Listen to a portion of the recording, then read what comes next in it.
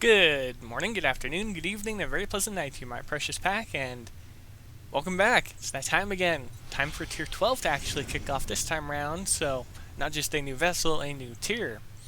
That consists of the RetroSYN Intercessor, which is a brand new fighter being brought into the game under this new faction. We're going to go over the stats, weaponry, defenses, stuff like that. And the shielding has a very special little trait to it that I'll talk about a little bit as well.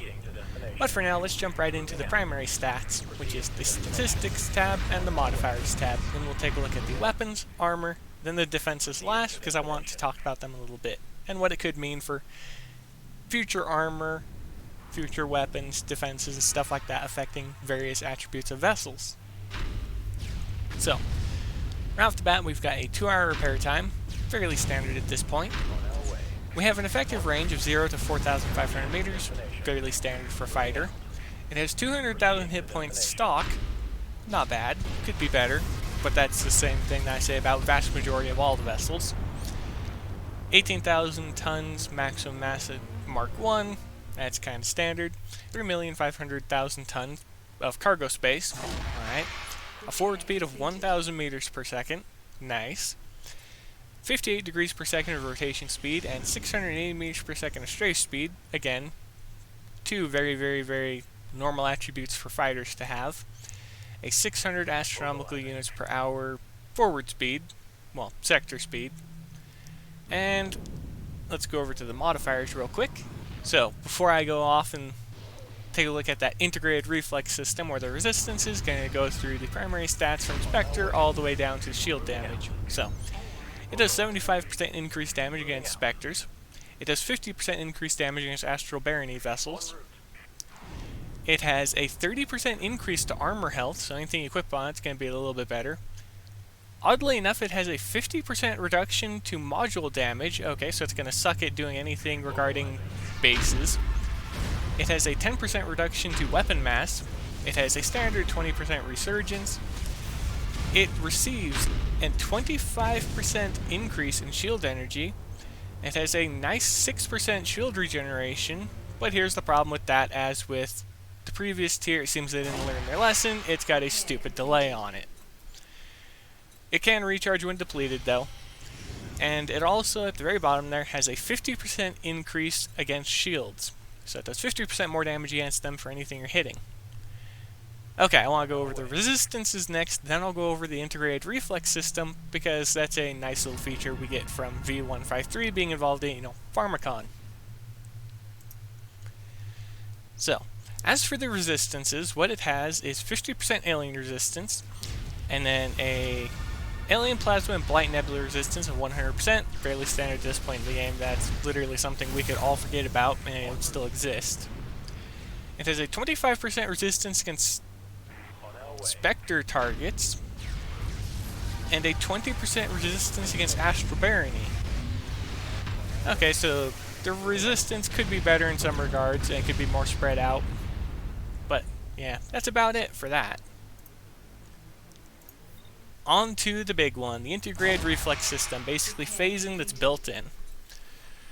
So, once the system is charged, the Intercessor gains a large boost to its strafe and turning speed. So no forward speed increase, alright, so kinda lame. I'll talk about that in a different video though. It has a trigger threshold of 99%, so you have to get up to 99%.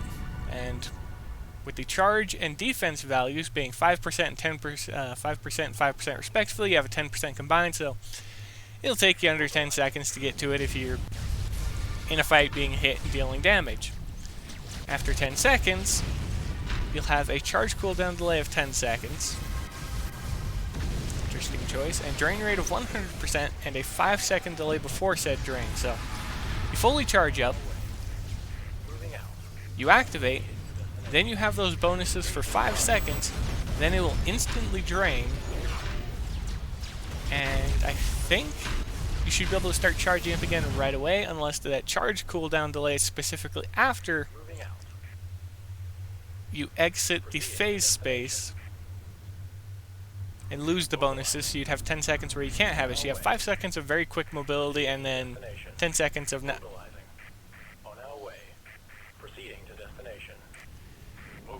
Okay, well, I just want to point something out. Either whoever typed the description in there that once the system is charged made a mistake. Does anyone else see what I'm looking at? You got your strafe and you got rotation there, but above both of them, you have ship speed.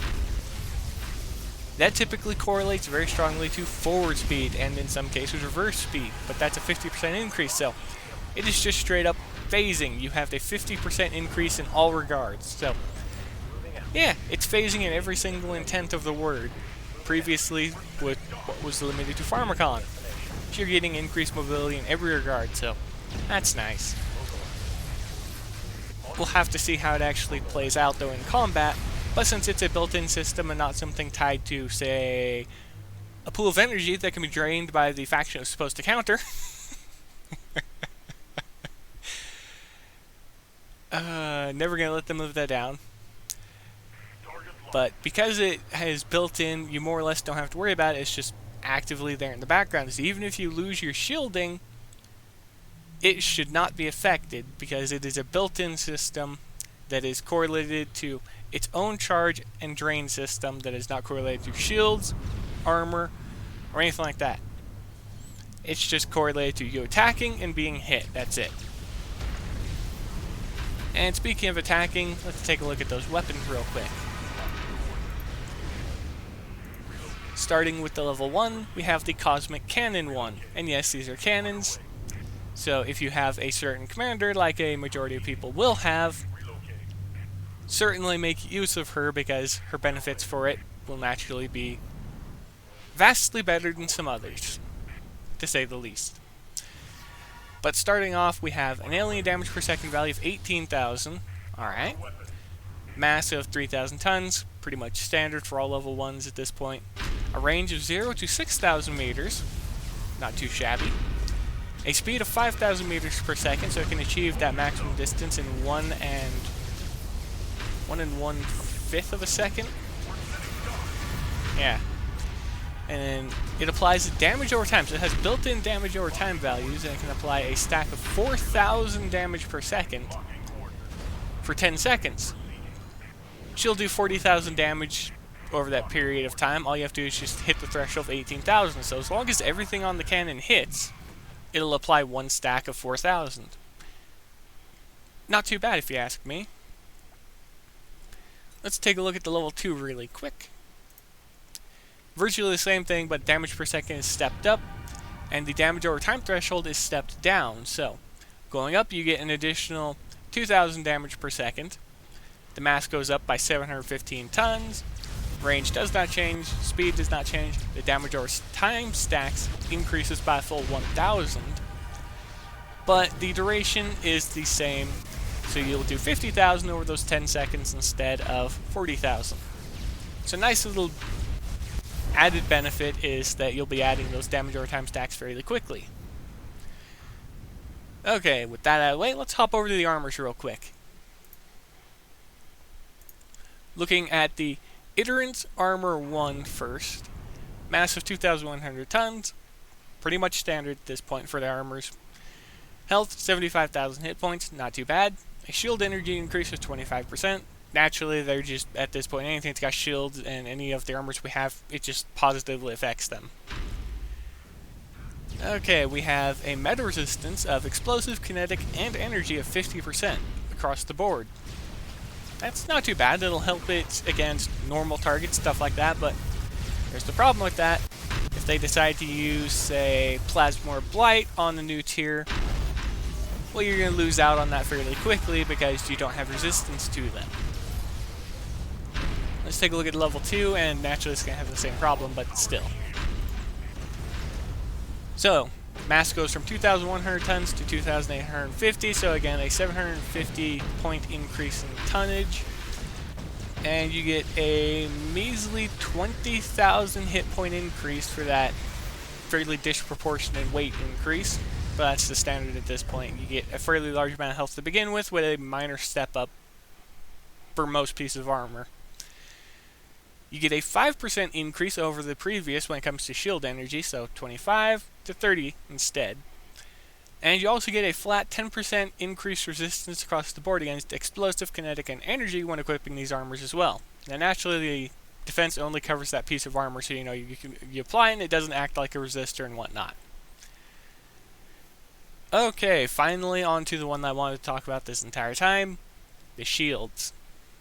So, Paired Shield 1 has the same, basically they have the same mass as the armor and stuff like that, so I don't even think we need to mention it. It has a defense of 95%, pretty much standard at this point.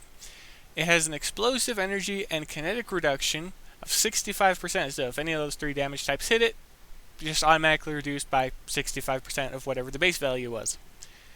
It only has 45,000 hit points though, but naturally we receive benefits from the armor and the vessel itself that it's attached to.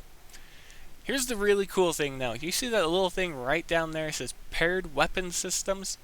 Yeah, let's take a look at that real quick. Linking both the shield and weapon systems together, when the equipped hull takes 50,000 shield damage, it boosts the reload speed of its equipped weapons, and gets a 5% weapons cooldown value applied to it. So you're going to be firing 5% faster. Now, seeing as how this video is coming out an hour later just so you can actually see gameplay of the new vessel in action as well as the campaign, well actually you'll most likely see the campaign, and I'll probably do a separate video tomorrow just for the vessel itself, taking one out and messing around with it and seeing what it can hit. But I'm curious if that value stacks, so however many shields you equip, the value will stack, and when the value of 50,000 is reached, if it applies multiple stacks, so you can get a 15% reduction, or a 20%, a 30%, depending on how many shields you have. Naturally, I'll be able to figure it out very quickly after I get my hands on the vessel, but let's take a look at the level 2, because naturally it has a better version of it. So, following the same situation, ignoring the mass, it has the exact same 95% defense, it has the exact same 65% med resistance across the board. The energy goes up by a total of 15,000, so instead of 45,000, you now have 60,000. Alright, so without any boost or anything like that, this one can actually activate the benefit of the paired weapon system. And speaking of that, as I said, it in its own has a boosted version of it. It takes the same 50,000 points of shield damage to activate, but instead of 5%, it receives a 7% weapons cooldown value. So again, now you see where I was going with the previous statement of wanting to test out and see if they stack on each other, because that in its own right could be beneficial if they actually do, especially when it comes to vessels such as, say, the Dreadnought. It might encourage me to actually get the level 3 usable item shields, just to have them if they have, say, a 10% increase, because that'd be a 60% increase in rate of fire right there. But that's it. There's nothing else to talk about. I might go over the targets, but that will have to wait until tomorrow. I think this video's gone on long enough, and I think you've heard more than enough. So, resume your fight in combat, everybody. But be safe out there. Happy hunting, and as always, I'll see you later.